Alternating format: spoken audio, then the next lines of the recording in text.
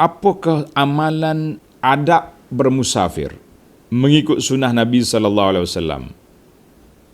Jadi ada orang nak pergi umrah, nak pergi haji, ada orang kata kena mandi sunat musafir, solat sunat musafir, azan ketika keluar rumah, adakah dalam sunnah? Jadi para pelajar sekalian, adab musafir itu panjang, banyak. Dia panggil adab musafir itu. Di antara adabnya kalau kita nak musafir, tanda ni saya nak baca adab dia ni. Menarik juga ni. Bila kita nak bermusafir, contohnya musafir haji lah utama sekalinya. Haji dengan umrah, kita nak pergi ibadat. Maka seeloknya al-mubadarah bit-taubah. Kita bertaubat dulu sebelum kita pergi.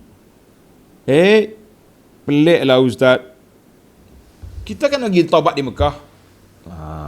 Ingat baik. Mekah tu bukan nak pergi baru mula nak basuh. Kita nak pergi bersihkan dia tu. Basuh tu kena basuh di rumah dulu. Kita kadang-kadang salah faham. Nak pergi taubat Mekah lah. Taubat di sini. Sama juga dengan bulan Ramadan. Nanti masuk bulan Ramadan saya taubat. Bukan. Taubat dulu sebelum masuk Ramadan. Masuk Ramadan tu kita nak pecut ibadat. Maka kita kena taubat. Yang kedua, tulis wasiat. Kalau kita ada hutang ke ada simpan barang ke, kita tulis wasiat. Kena ada.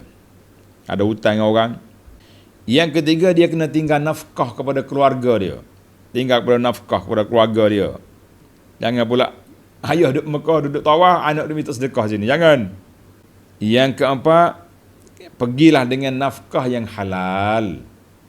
Ini kita tak bincang, kita dah bincang benda lain.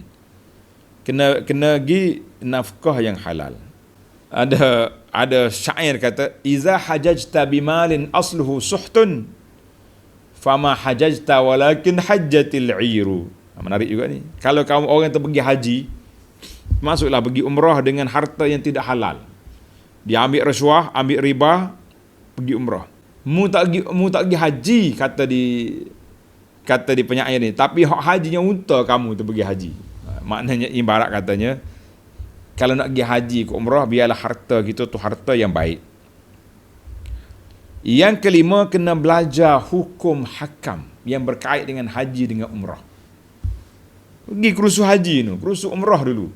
Ni waktu kerusuh tak mari. Waktu orang ajar kerusuh tak mari. Setengah pakcik ni, kalau lagi suami isteri, dia hantar bini dia. Masuk. Bini dia masuk masjid, dia kona kereta pergi buah kedai kopi. Lagi dekat nak habis waktu daurah ni, contohnya pukul 9 hingga pukul 11, pukul 10.30 dia mari, duduk kat tangga. Ini ramai macam ni perangai. Bila kita tegur dia di Mekah, saya ni kerusus, tak pernah miss. Tapi mu tak dengar kerusuh pun. Orang cakap kerusuh depan, dia duduk buah kat belakang. Macam mana? Kena belajar.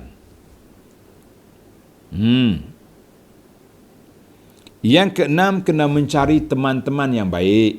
Kita nak pergi ni cari ustaz-ustaz pembimbing yang jujur, yang amanah, yang ikhlas, yang ikut sunnah. Baru betul.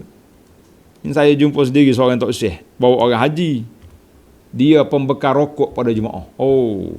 Jemaah nak rokok, pergi bilik tok syekh. Kono-kononya mesra pelanggan lah dia ni. Siap rokok berkatung-katung bawa nak jamu jemaah dia. Apa punya tok syekh lagu ni.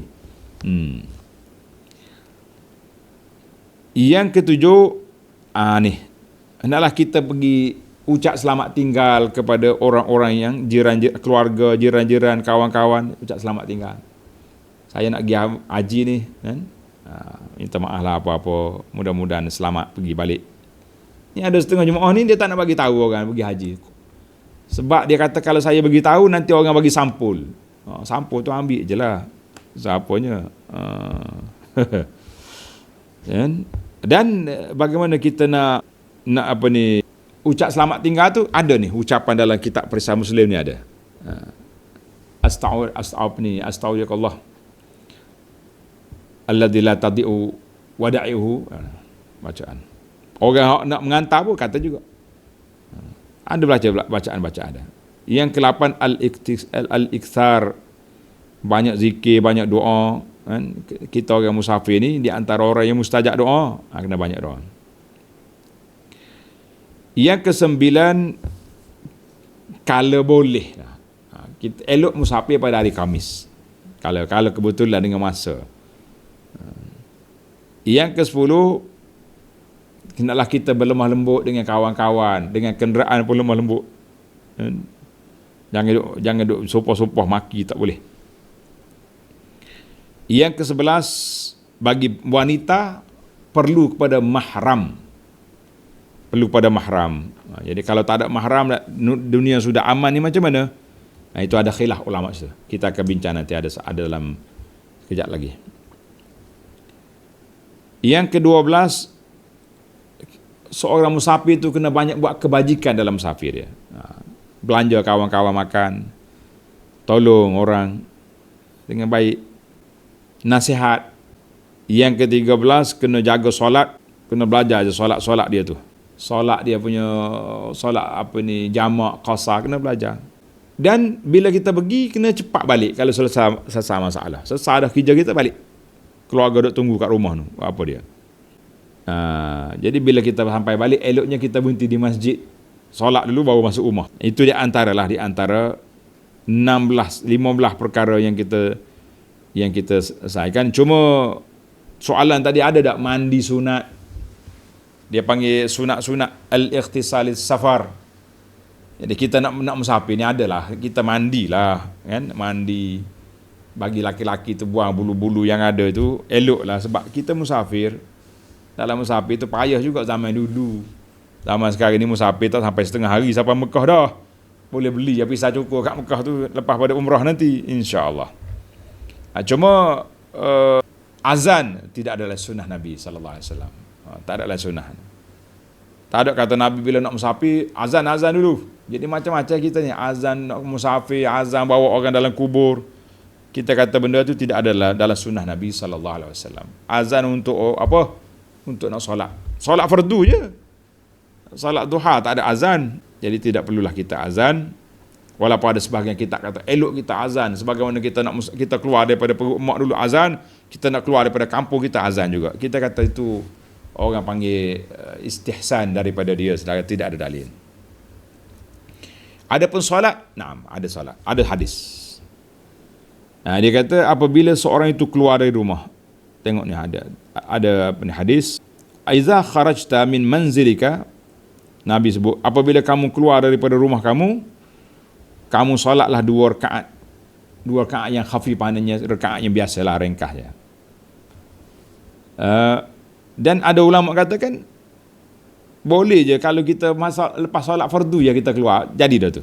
Tapi adalah bila kita keluar daripada rumah, kita solat dulu sebelum keluar, insya-Allah Allah Taala jaga kita daripada terkena benda tak baik. Bila kita masuk juga rumah kita solat, Allah Taala jaga kita juga daripada benda yang tidak baik. Hadis ini rawahul Bazzar dalam silsilah sahihah, kata sanad dia sahih. Alhamdulillah. Jadi boleh kita yang tu, kita kata dia panggil, adapun eloklah kalau kita solat dulu pun. Alhamdulillah. Baiklah para pelajar sekalian, itu ringkasannya. Kalau nak panjang, tengok dalam kitab syarah kepada kita Al-Mu'tamad. Kitab fiqh mazhab Syafi'i Al-Mu'tamad, 116 siri kuliah ada.